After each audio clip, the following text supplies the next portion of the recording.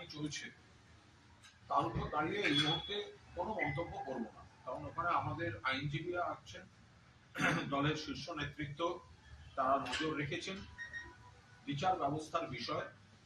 ওই নিয়ে কোনো আলাদা মন্তব্য এই মুহূর্তে করব না। কিন্তু যেটা রাজনৈতিক বিশ্লেষণে আমরা বারবার তুলে ধরছি, যে সম্পূর্ণ অনৈতিকভাবে ইডি তারা বিজেপির নির্দেশে যে কাজটা করেছে, আর এখন রাজনৈতিক উদ্দেশ্য প্রণোদিত ভাবে যে ন্যারেটিভটা তুলে ধরতে চাইছে, সে দুটো কিন্তু এক নয়। কहीं पे निगाहें कहीं पे निशाना।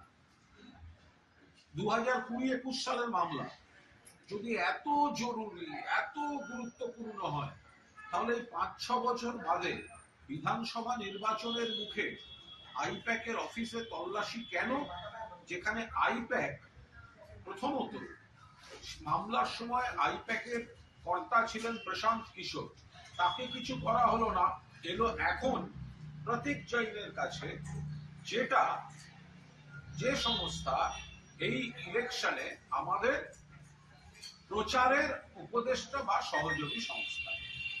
তো তাদের কাছ থেকে আমাদের তথ্য ভান্ডার তুলে নিয়ে যেতে চেয়েছিল বিজেপি ঘুরপথে ইডিকে অপব্যবহার করে। সেই কারণে আমাদের দলনেত্রী মমতা বন্দ্যোপাধ্যায়, তৃণমূল কংগ্রেসের চেয়ারপারসন অল ইন্ডিয়া, তিনি তার দলের তথ্য ভান্ডার রক্ষা করতে তিনি প্রতিবাদ করেছেন। এবার ইডি সেটাকে বিজেপির নির্দেশে রাজনৈতিক উদ্দেশ্য প্রণোদিত ভাবে ডিস্টর্ট করে, বিকৃত করে, আইনি জট বাড়ানোর জন্য বা আইনি জট তৈরি করে দেওয়ার জন্য তারা একটা অন্য ন্যারেটিভে নিয়ে গিয়ে আদালতে গিয়েছে। সেখানে আমাদের আইনজীবীরাও রয়েছেন, ফলে আদালতের প্রসিডিংস নিয়ে কোনো মন্তব্য করব না। আজ যখন প্রধানমন্ত্রী এখানে আসেন, তো প্রধানমন্ত্রী যখন এখানে আসেন দলের মঞ্চে ভাষণ দেন, তো তখন তার নিরাপত্তা অফিসাররা সেখানে থাকেন কেন, কি জন্য থাকেন? আজকে বিজেপির এখানকার ছোটখাটো নেতারাও যে কেন্দ্রীয় বাহিনী পান, তো তারা যখন কোনো দলীয় কর্মসূচিতে যান, তা তার সঙ্গে কেন্দ্রীয় বাহিনী থাকে কেন?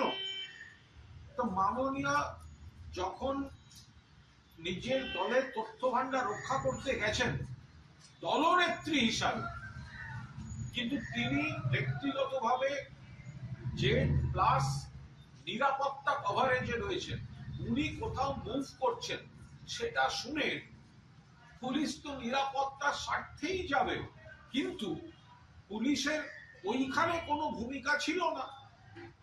কারণ তাদের যে অভিযোগগুলো বিজেপি বা ইডি করছে, সেখানে তো তাদের ভূমিকা ছিল। তারা একজন যে প্লাস প্রোটেক্টি তিনি মুভ করেছেন, তিনি করেছেন দলনেত্রী হিসাবে, সুপ্রিমো হিসাবে, চেয়ারপারসন হিসাবে, কিন্তু তিনি তো রাজ্যের সর্বোচ্চ পদে রয়েছেন এবং দলের চেয়ারপারসন হিসেবে গেলেও তিনি তার নিরাপত্তার প্রশ্নটা রয়েছে। এবার ওখানে আননোন বহু লোক থাকতে পারে বা ছিল, তো সেখানে তার প্রোটেকশনের জন্য যদি খবর পেয়ে এখানের অফিসাররা গিয়ে থাকেন, সেটা দোষের। আর প্রধানমন্ত্রী থেকে বিজেপির কাউন্সিলররা কেন্দ্রীয় বাহিনী নিয়ে টিভি স্টুডিও পর্যন্ত চলে যাচ্ছে, সেইগুলো হচ্ছে সমস্ত আইন মেনে। আজব কথাবার্তা।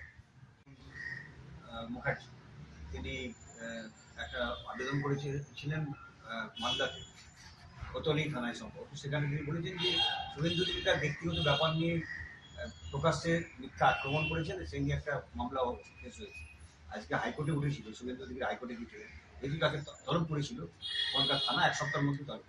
হাইকোর্ট বলেছে যে থানায় গিয়ে হাজিরার দরকার নেই, একটা ভার্চুয়াল শুনানি হতে পারে। দেখুন, এই যে ভার্চুয়াল শুনানি হতে পারে, এটা থেকেও তো বোঝা যাচ্ছে যে অভিযোগটায় মান্যতা আছে, মান্যতা দিয়েছেন কলকাতা হাইকোর্ট। যদি কলকাতা হাইকোর্ট ভার্চুয়ালিও জিজ্ঞাসাবাদ বা উপস্থিতি হতে পারে, যদি হাইকোর্ট এই মর্মে কোনো নির্দেশিকা দিয়ে থাকেন, তাহলে তারা তো অভিযোগটায় মান্যতা দিচ্ছে। আর বিরোধী দলনেতা তিনি মুখ্যমন্ত্রী থেকে শুরু করে যার তার নামে যা মুখে আসে সেগুলো বলে যান, সেটা তো নতুন কিছু নয়। এখন প্রাক্তন আইপিএস প্রসূন বন্দ্যোপাধ্যায় তিনি মামলা করেছেন।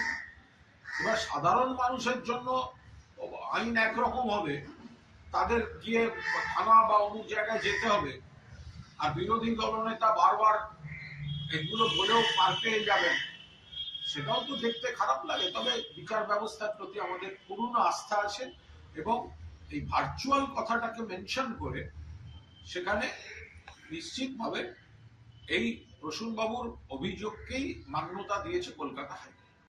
আন্দোলন দাবি করছে যে সামনে কোনো নির্বাচন পশ্চিমবঙ্গে।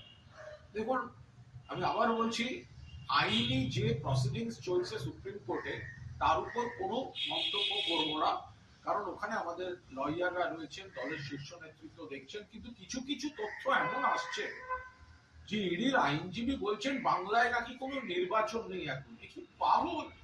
অর্থাৎ তৃণমূল যে অভিযোগটা করেছে, মমতা বন্দ্যোপাধ্যায় যে কারণে প্রতিবাদী ভূমিকায় গেছেন দলনেত্রী হিসাবে, সেটা এতটাই বিশ্বাসযোগ্য এবং গ্রহণযোগ্য কারণ যে ইডি দিশাহারা হয়ে বিকৃত তথ্য, বিভ্রান্তিকর তথ্য বলছি বাংলায় নাকি নির্বাচন নেই। আর আমাদের প্রশ্ন, 2020 বা 2021 সালের মামলা এতই যদি জরুরি হয়, 5-6 বছর আপনারা ঘুমোলেন? ঘুম থেকে উঠে ভোটের মুখে জানুয়ারি মাসে যে সংস্থায় যাচ্ছেন, যারা আমাদের প্রচারের সহযোগী, যাদের কাছে আমাদের প্রচারের বিভিন্ন তথ্য ভান্ডার রয়েছে, মুখ্যমন্ত্রী সেটা তথ্য ভান্ডার প্রচারের ভোটের মুখে বিজেপির হাতে চলে যাচ্ছে, প্রোটেক্ট করতে গেছেন। আর ইডি নাকি আজকে সুপ্রিম কোর্টে বলছে বাংলায় কোনো নির্বাচন নেই। অর্থাৎ তৃণমূল এবং তৃণমূল নেত্রী যে লজিকটা সামনে দিয়েছেন, সেই লজিকের চাপ থেকে বেরোতে না পেরে কোর্টকে বিভ্রান্ত করার জন্য, মানুষকে বিভ্রান্ত করার জন্য এই ধরনের, এই যে বাংলায় ভোট নেই এই কথাটা বলা